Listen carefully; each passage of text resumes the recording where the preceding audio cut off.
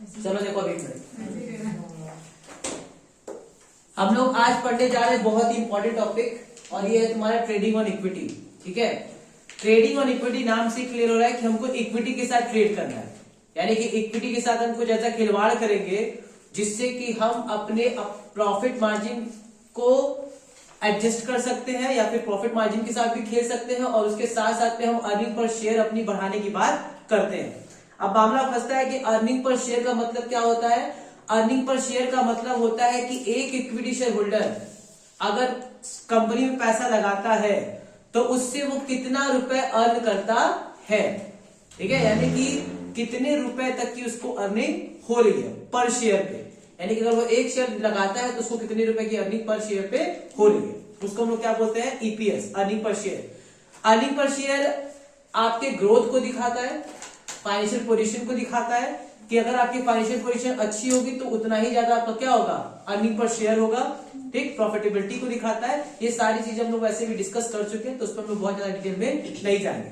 Basically आज हम लोग डिस्कस करने वाले ट्रेडिंग और इक्विटी, कि किस तरीके से आप अपने इक्विटी के पोर्शन को एडजस्टमेंट करके आप अपने प्रॉफिट को बढ़ाते हो या ईपीएस को बढ़ाते हो, या ये कह सकते हो कि इक्विटी या डेब्ट के साथ हम कैपिटल स्ट्रक्चर में जो चेंजेस लाते हैं उससे हमारे अर्निंग पर शेयर पे क्या असर पड़ता है।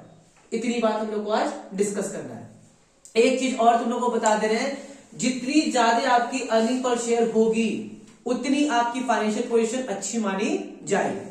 तो जितनी अच्छी ईपीएस उतनी आपकी फाइनेंशियल पोजीशन अच्छी। ठीक, अब देखो हम लोगों ने कल की क्लास में डिस्कस किया था कि कैपिटल स्ट्रक्चर के अंदर में दो तरीके से हम लोग कैपिटल लेते हैं, एक होता है डेब्ट और एक होता है इक्विटी। यही दो हमारे पास चीजें होती हैं कि एक या तो हम ओनर्स फंड हो सकता है या फिर बोरोड फंड, या फिर कह सकते हो इक्विटी होता है और डेब्ट। अब आप डेब्ट और इक्विटी का इस्तेमाल करके किस तरीके से कैपिटल स्ट्रक्चर में इस्तेमाल करके आप अपनी ईपीएस या प्रॉफिटेबिलिटी को बढ़ाते हैं, उसी के बारे में आज हमको चर्चा करनी है। ठीक, तो ध्यान से समझो कि हमको टोटल कैपिटल कितना लेना है, 50 लाख। यानी कि आपका जो स्ट्रक्चर है उसमें कितनी कैपिटल है, 50 लाख। अब 50 लाख आपके पास दो ऑप्शन है, या तो आप इक्विटी से करो, या तो डेब्ट से करो, या दोनों से मिला करके करो। तो हमारे पास तीन सिनारियो है, पहला सिनारियो, दूसरा सिनारियो और तीसरा सिनारियो। 3 सिनारियो हमारे पास। पहला सिनारियो ये कहता है कि आपने डेब्ट का पोर्शन बिल्कुल भी इस्तेमाल नहीं किया, यानी कि आपके पास डेब्ट नहीं है, और ये 50 लाख पूरा का पूरा तुमने किससे किया है, इक्विटी से किया है। तो अगर एक शेयर 100 का है तो बताओ 50,000 इक्विटी शेयर इश्यू किए होंगे, तो 50,000 बड़े 100 यानी कि 50 लाख। तो इसका मतलब कि हमने पूरा का पूरा पोर्शन इस वाले में किससे किया है, इक्विटी से किया है। इस वाले में हमने पूरा का पूरा पोर्शन किससे किया है, कुछ डेब्ट से किया और कुछ इक्विटी से किया है, और इसमें भी हमने डेब्ट से किया और इक्विटी से किया है। बस अंतर क्या है कि इस वाले में मेरा डेब्ट का पोर्शन कम है और इस वाले में मेरा डेब्ट और इक्विटी का पोर्शन बराबर है। तो 3 केस हुआ जिसमें हम धीरे धीरे अपने डेब्ट को क्या कर रहे हैं, बढ़ा रहे हैं। तीनों ही केस में हमारी टोटल कैपिटल कितनी है, 50 लाख। इसमें हमको एक बड़ा ही इंपॉर्टेंट फॉर्मूला याद रखना है, जिसको हम लोग बोलते हैं रिटर्न ऑन इन्वेस्टमेंट। क्या बोलते हैं, रिटर्न ऑन इन्वेस्टमेंट। यानी कि जो हम इन्वेस्टमेंट करते हैं उस पर हमको कितने परसेंटेज का रिटर्न मिलता है। उसका फॉर्मूला होता है ईबीआईटी, यानी कि जो आप लोगों का प्रॉफिट है, ईबीआईटी अपॉन में टोटल कैपिटल यानी कि 50 lakh into 100।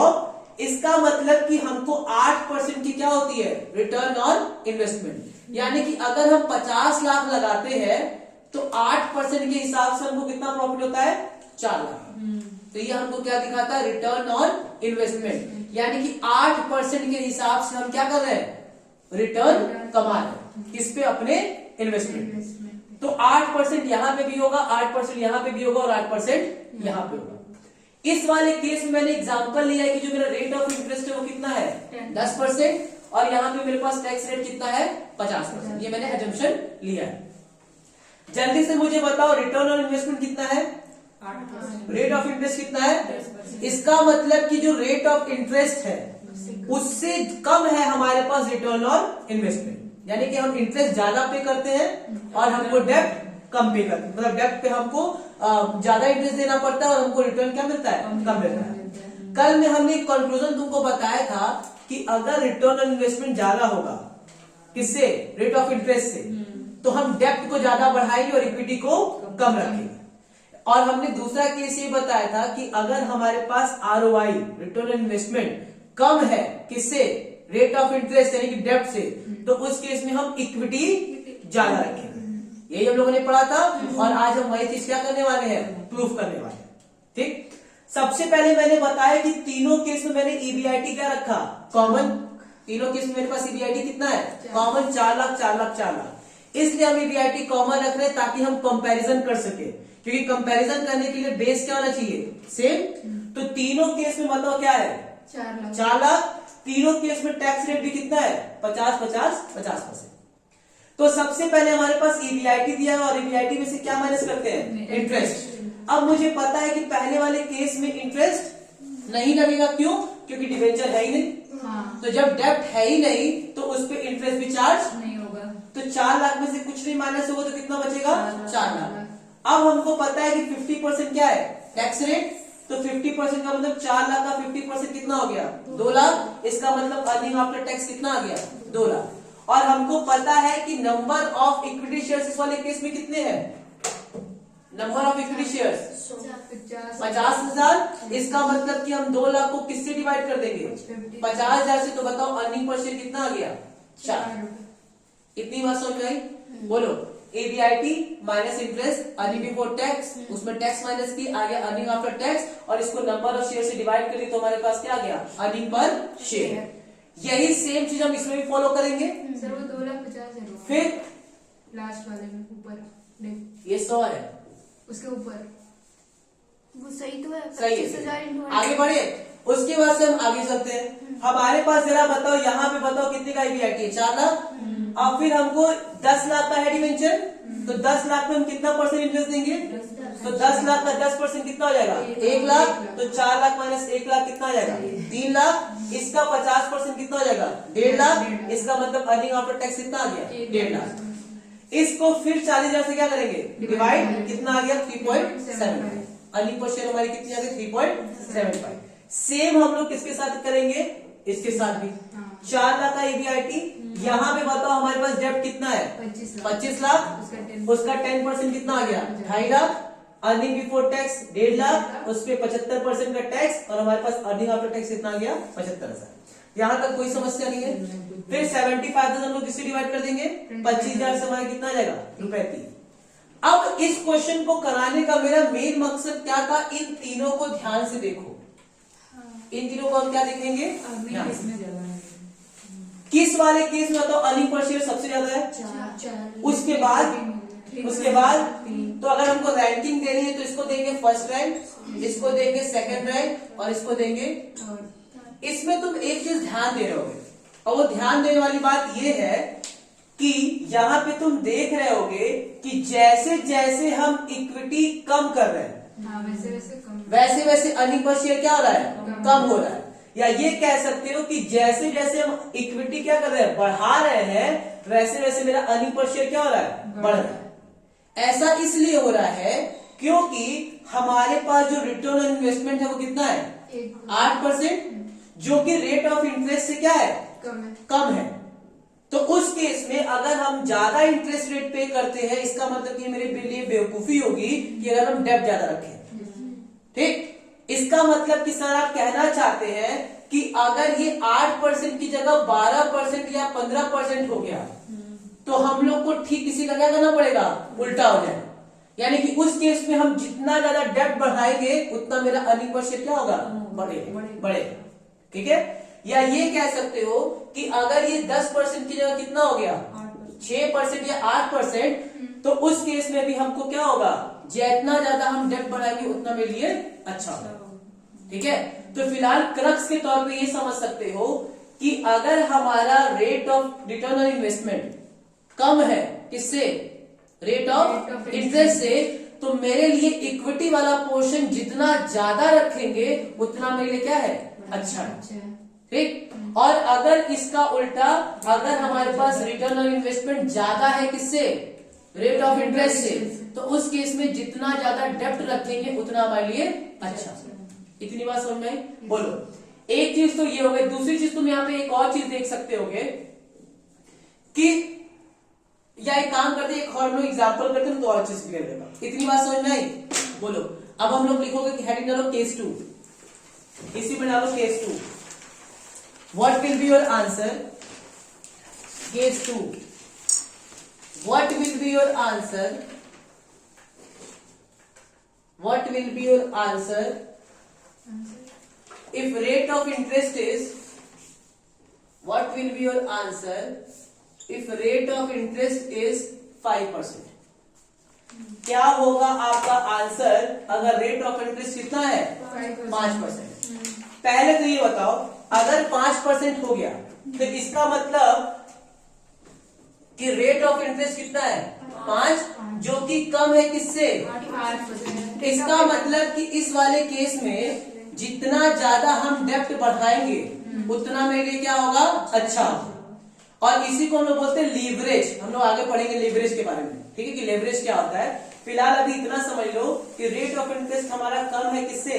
Return on investment. तो उस केस में जितना ज्यादा डेप्ट रखेंगे उतना हमारे लिए अच्छा हो। देखा जाए इसको जरा जल्दी से बताओ, ये तो कॉमन रहेगा बेस। बोलो, यहाँ पे कोई इंटरेस्ट नहीं होगा तो ये 4 लाख ही रहेगा। यहाँ पे जो है मेरे पास 10 लाख था, 10 लाख का बताओ 5% कितना आएगा? 50,000। तो ये कितना हो जाएगा? 3,50,000। बोलो, और 3,50,000 का हम लोग निकालेंगे जब, तो 1,75,000।